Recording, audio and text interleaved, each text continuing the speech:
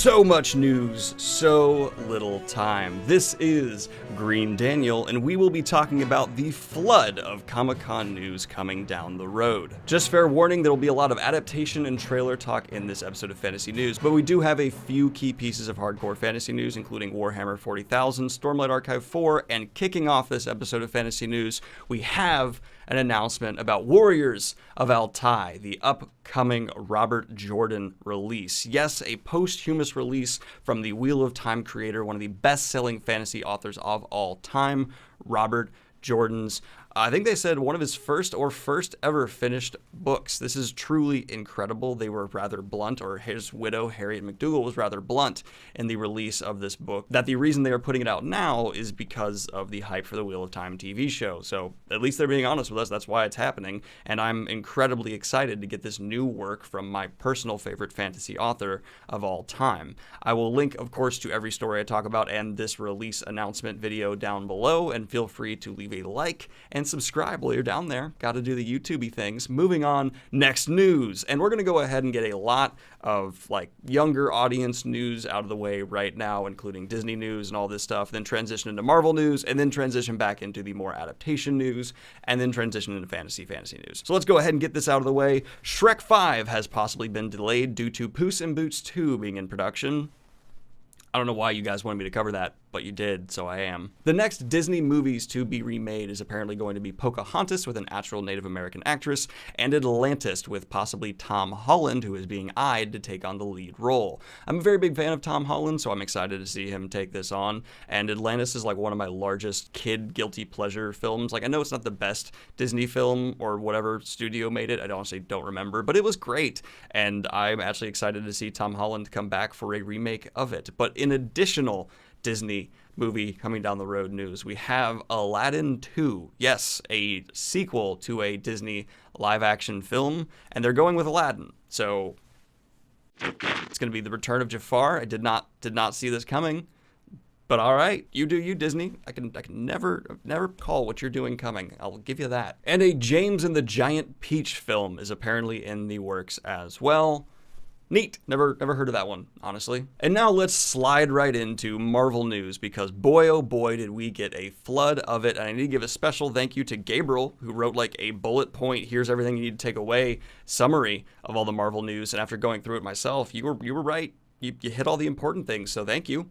Moving on to I'm just going to use your bullet list, so let's go ahead right on into it. The Black Widow movie has been slated to release May 1st, 2020. The Eternals movie is slated to release November 6, 2020 as well, and has many notable names attached, including Richard Madden, Kamala Ninjari, I'm sorry I probably messed that up, Selma Hayek, and Angelina Jolie. Shang-Chi and the Legend of the Ten Rings is slated to release February 12th, 2021. It will feature the real Mandarin, and Suma Lu will play Shang-Chi opposite veteran Tony Languin, I'm so bad at this, as the Mandarin. Doctor Strange in the Multiverse of Madness has been announced for May 7th, 2021, and will feature the Scarlet Witch as a main character, and has been described as Marvel's first horror film. This is easily the piece of Marvel news I am most excited about. I've wanted to see them do these pair-up offshoot movies that we've seen them kind of touch on before, but I want it to become the mainstay of Marvel, and having Doctor Strange and Scarlet Witch doing the madness horror film together, that's perfect. I couldn't think of something better right now for Marvel to do. So excited for that. Thor: Love and Thunder will be released November 5th, 2021, and will feature Natalie Portman returning as Jane Foster, and the new Thor, Valkyrie, as the King of Asgard, will be looking for a queen. So this actually makes a lot of sense. Currently in the comics right now, Thor is a female, and someone else has taken over the role while Thor's off doing other things. And I think they're just adapting this storyline into the current MCU. We will see our Thor, the one we are familiar with the Guardians of the Galaxy doing Thor things and having fun, while a new Thor, who is a woman, rules Asgard and will be doing kind of that transitioning role. I don't think we're going to see Chris Hemsworth go away. We'll just see him be with the Guardians of the Galaxy, which is what I've wanted to see him doing for a while now, and I like the idea of having this more transitional political maneuvering within Asgard. That sounds neat. I'm down for this as well. And maybe rivaling the Doctor Strange news, Blade has been announced to be in the works as well over for the MCU, which I love the original Blade trilogy. They're like pulpy, guilty pleasures of mine. They're not the best things ever, but they're fun. And Mahershala Ali has been announced to play Blade. I've thought about a lot of actors to play Blade whenever they do bring it in MCU, and I never thought of him, but he is goddamn good choice.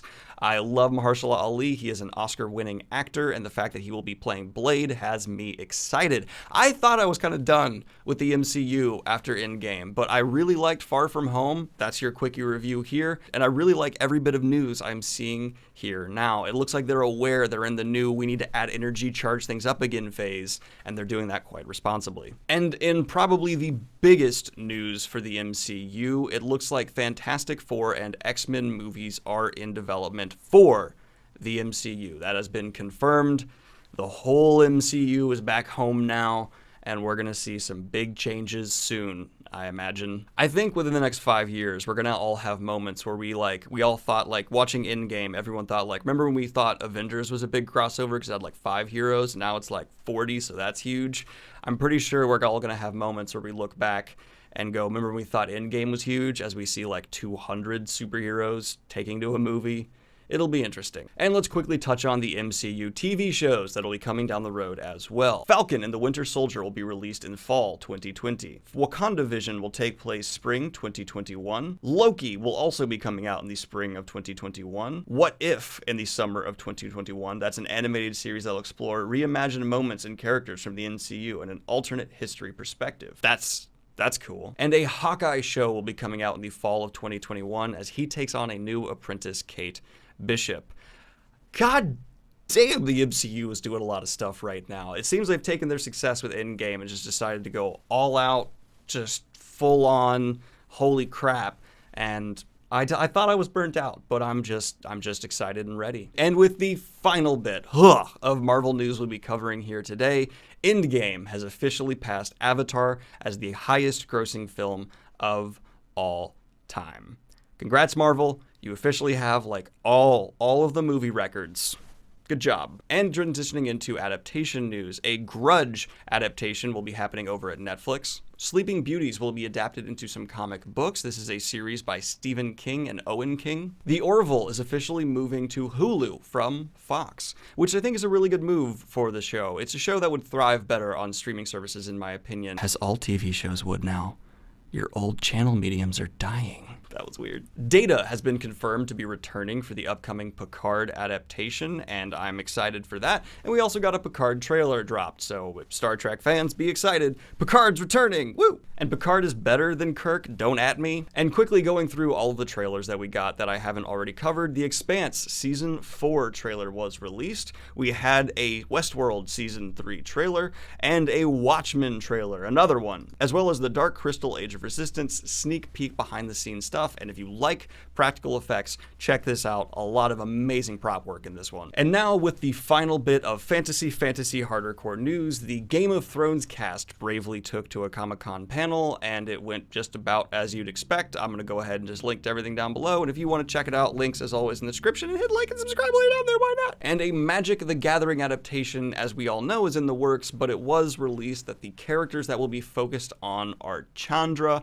and Jace. I've never played Magic the Gathering. For the fans of it out there, how do you feel about this? I am under the impression it's not like a narrative-filled card game. It's got lore and world building, but it's not like there's a specific narrative it follows, is there? Let me know in the comments down below. I'm very curious to see how this will be done and what the fans think will be done right now. A live-action Warhammer 40,000 adaptation is in the work, and I'm excited for this, and due to this announcement and the collective just wave of excitement I felt, I will later this year be picking up some Warhammer 40,000 books and be reviewing them right here on the channel. Let me know which ones I should check out first in the comments down below, because I know it's not completely, you just definitely start with this one. It's more like Witcher, where you can start in multiple places. And in the final bit of actual fantasy news here, Brandon Sanderson at Comic-Con released an excerpt from Stormlight Archive 4. He actually read it for us. If you want to check that out, link in the description down below. I'm super pumped. And he did reaffirm that Stormlight Archive 4 will probably be released in the fall of 2020. I am incredibly excited for this one, guys. And in some fun fantasy news here, the trailer for Firehearts Part 1 has dropped. This is a collaborative effort within the booktube community and seems to be a lot of fun. Go ahead and check out the trailer link down below. This clip was voiced entirely by booktubers, and I just think it's a neat little project going on. They're also running a giveaway. Links to all this stuff in the description down below, and follow a couple hashtags down there as well. Let me know which news stories you liked the most in the comments down below. Sorry for this one being a bit just quicker, faster paced. There was a lot for me to get through, and I really wanted to cover a lot of it here, but fantasy news in the future will be kind of cutting down on the number of stories covered within each episode, because I want to get deeper and not do these shallow examinations. But like and subscribe if you have not already. Hit the Patreon if you want to support fantasy news and what we do here, and get a sneak peek into some short stories I am working on. And have a good one, y'all. Peace! Special shout out to people who I shouted out in the last video, but I'm releasing this video before the last video, or I'm releasing them out of recording date. So if you see your name on this list, and you should get a shout out, but you don't have a shout out yet, trust me, I promise you, you're getting one in the next one. It's just that right now I had to get the fantasy news out first, so I'm a hack, fraud, liar, and the videos are released out of order, damn it. Everything's out of order!